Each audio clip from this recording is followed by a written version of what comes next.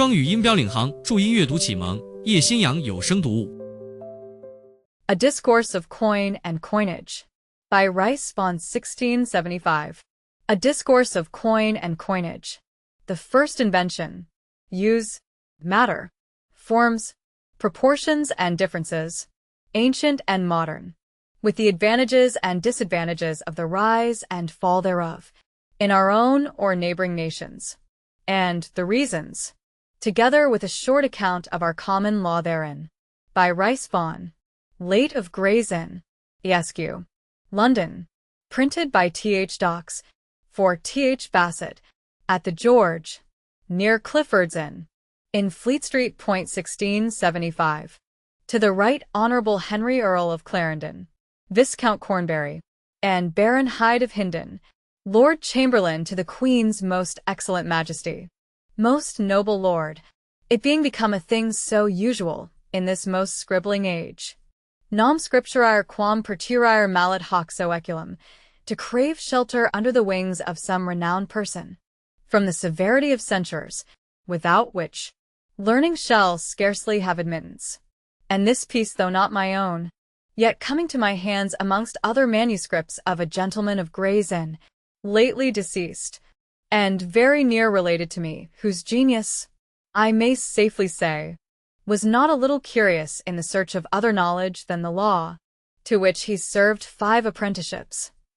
and humbly conceiving nothing could more seasonably appear in view for the better instructing our worthy countrymen in the knowledge of a thing whose want is so generally complained of, yet the invention, use, and species with their advantages scarce truly understood.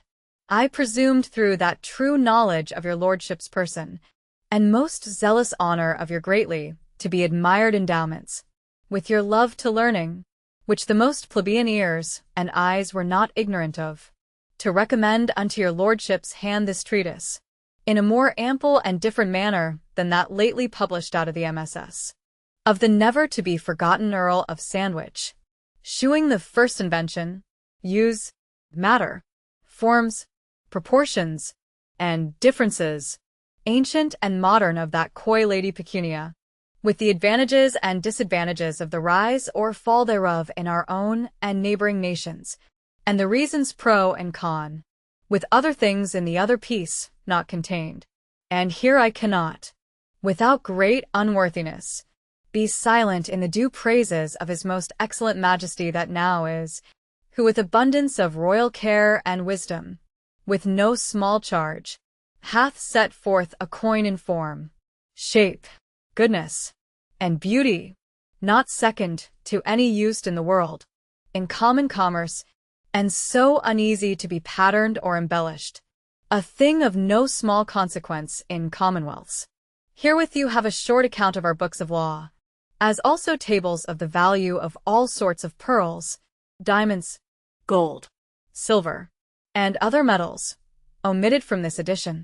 I shall not undertake to say, but that the tables of values, in these mutable times, some variation may happen, to the common practice of artists, in that nature, whose private unmeasurable ends are, to some more their gods than justice or honesty their practice. But the grounds being herein plainly stated, a pregnant wit, with a little commerce, may soon rectify those diary deceits, and for the other part, whose theory, perhaps in some places, may be thought too much to reflect on the too often practiced abuses of the goldsmiths in that nature, I hope all but themselves will readily grant me pardon for the publishing, and they being but a few, and justice on our side. The author's bones, I trust, will not disturb, nor I much suffer by the selfish censures of a people so obstinately unreasonable. Mr. Lord, I shall now only beg pardon for this presumption, in hopes of success, till time give opportunity to testify how much I am, my lord, truly devoted to your lordship's service, and your admirer, Henry Vaughan. Chapter 1. Of the first invention and use of money. The first invention of money was for a pledge, and instead of a surety, for when men did live by exchange of their wants and superfluities, both parties could not always fit one another at the present, in which case the corruptions of man's nature did quickly grow to make it behoveful, that the party receiving should leave somewhat worthy to be esteemed for a pledge, to supply the givers one upon the like occasion. Time did easily find out that this pledge should be something not too common, not easy to be consumed with use, or spoiled for want of use. And this was money. The first use of money was then by it to supply every man's particular wants. This introduced a second use of coinage, when men did by the pledge of money procure not only those things which they themselves wanted, but which they might sell to others for more money. And under that kind is all trades comprehended, whether it be gross sale or retail. And this use hath brought in a third use of money. For the gain of coinage did give a color to those that lent money to such as did increase it by trade, to take usury for it, which is therefore termed the most unnatural use of money, because it is most remote from the natural institution. Of this there are many kinds, of which the most refined is that of exchange, which is mixed with an usury of place, as that is of time. Thus did money grow inseparably necessary to all exchange, to make the things exchanged equal in value. For that all exchange is either by the actual or intellectual valuation of money. That is to say, either the thing is exchanged for money, or, if it be exchanged for another thing, the measure of that exchange is how much money either of the things exchanged is conceived to be worth. And practice hath found out that in values, which the geometricians have found out in quantities, that two lines which are equal to a third line are equal to one another. So is money a third line, by which all things are made equal in value. And therefore it is not ill compared to the materia prima, because, though it serves actually to no use almost, it serves potentially to all uses. It is not impertinent to examine these things from their ground in nature, or in use. For intending to treat by what means the course of money may best be governed to the advantage of the commonwealth, a matter of so curious and subtle a search as the most solid understandings are dazzled with it, it is necessary first to lay down the first and plainest principles of the subject, by which the understanding of the writer and the reader may be guided in the labyrinths ensuing. And this subject being much obscured, not only by the intricacy of its own nature, but by the art and terms of those who do manage these affairs, I do intend to lay open all the mysteries to the comprehension of the attentive reader. And for that purpose, I intend first historically to set down by what degrees,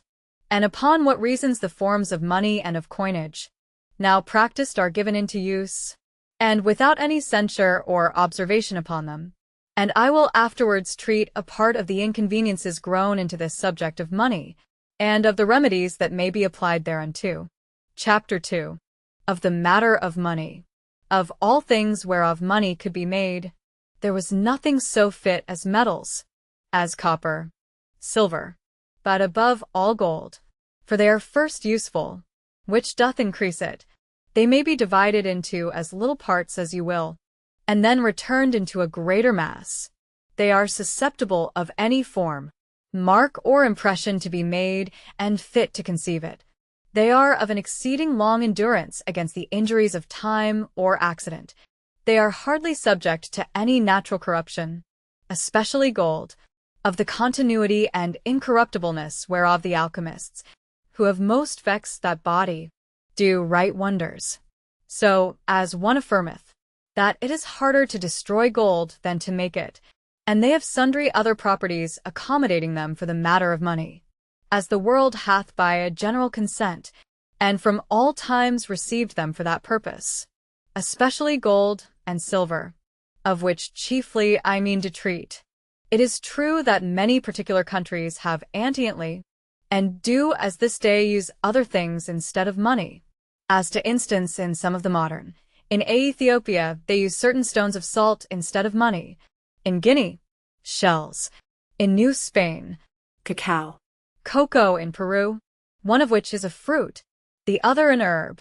But in all these countries you shall find that there is a certain value set upon gold and silver, by which chiefly the value of all other things is raised, and that these other things do but serve as base money doth in sundry countries of Europe, where it is current in certain limits, by the law or custom of the place. But yet they cannot be without gold and silver money, unless they will bar themselves from all commerce with other nations. And to that purpose the invention of Lycurgus was admirable, who desiring to lock up his citizens from all commerce with other nations, did upon great penalties banish all gold and silver out of the city. And, as long as that prohibition was observed, the manners and customs of the city were preserved entire from the mixture of other nations. But when their ambition and voluptuousness had entangled them in the commerce of other nations, then did gold and silver grow into use in despite of all laws. By this universal value given unto gold and silver,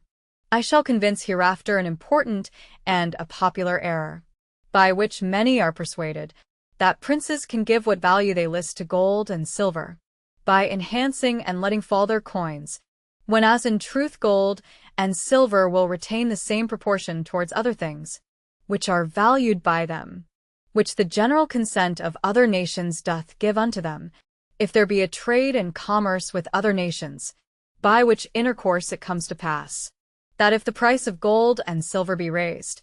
the price of all commodities is raised according to the raising of gold and silver. So as let any particular prince or state raise the price of gold and silver as they list, yet they will still hold the same proportion towards other things valued by them, which the general consent of other nations near about them doth give unto them. And this universal value of gold and silver, the mint, even in money, do call intrinsical, and the local value they call extrinsical, as depending upon impression of the mark and ordinance of the state. Now money is said to have an intrinsical value so much as there is gold and silver in it in fineness and weight, which is computed in France, and was antecedently likewise the computation in England. First for gold, it is divided into 24 parts, which are called carats, and so when they say, the gold is 23 carats fine, then it is understood there is a 2th part base, which is a lay mingled with gold, or if they say, it is 22 carats fine, then there is a 12th part of a lay.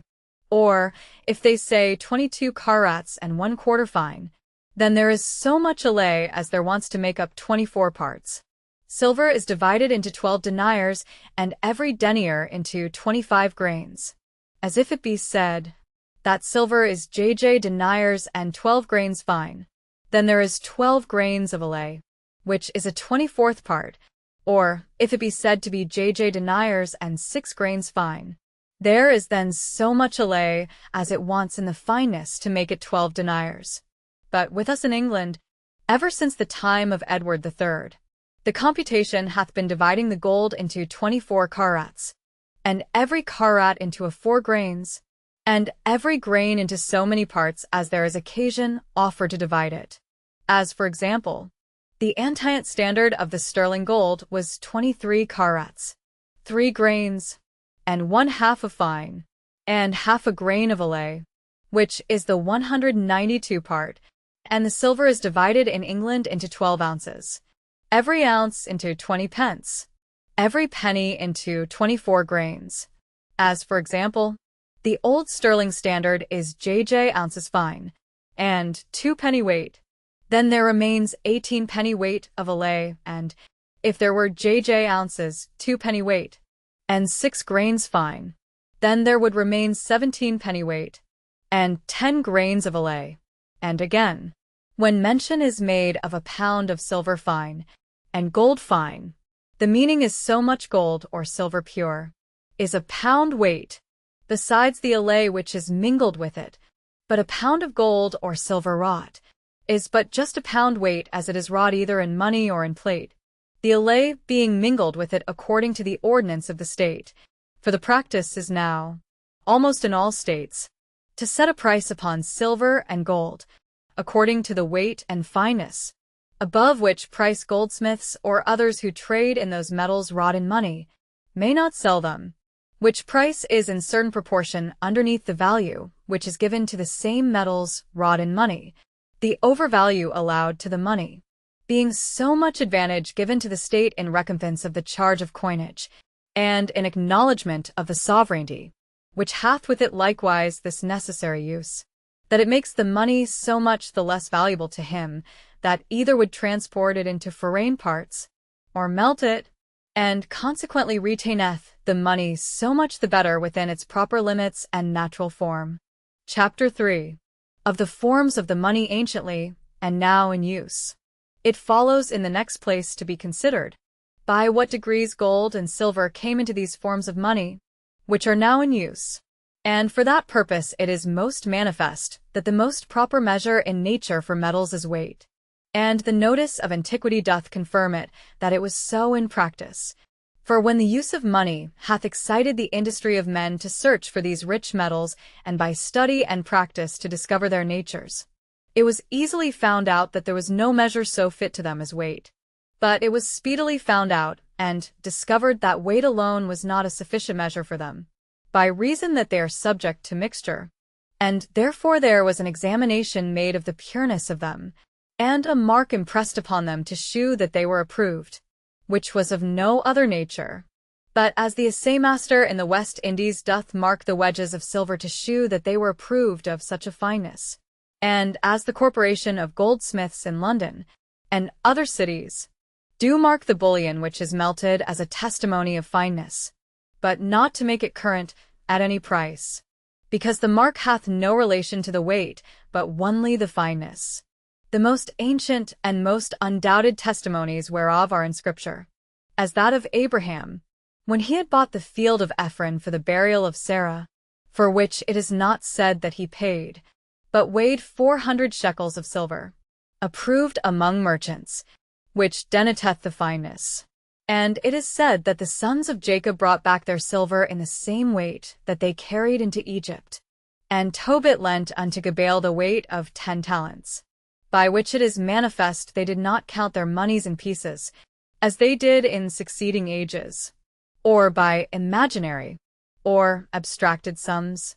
as we do make their valuation, but by weight. The fineness only is approved of by the mark. It were tedious to search the proofs of antiquity in this kind, but it is manifest that almost all the names of monies, both among the Hebrews and Greeks, were not properly the names of any species of money, but of several sorts of weight, as of cycle, mina, talent, and drachma. So likewise the original monies, both of the Romans, the Franks, and of the monarchy of England, were the as, the livre, the pound, and the mark. And amongst the Romans, the ancient receivers were not called numerators, but liberpens, the names of monies being originally only the proportions of weight, and the mark serving only for a proof of the pureness of the metal. There did succeed a form of money, wherein the impression did not only signify the fineness, but the weight also. This among the Romans was moneta, from when our name of money is derived a monedo. It is attributed to Servius Tullius, to have been the first in Rome, to have stamped with an impression a certain piece of money, which was called as being of copper, and weighing a pound weight, and that he coined lesser parts, distinguished by ounces. It was long after in the consulate of Quintus Fabius, that the first silver coin was made, called denarius, because it was valued at 10 as, and at the same time were made half and quarters of the denarii, called sestertii, marked ls, to signify duas libras cumsumis. The first denarii were made of sextula, or 6 in the ounce. It was above 60 years after ere any gold was coined. The first pieces were of such a weight as 40 made a pound, which example of the Roman coins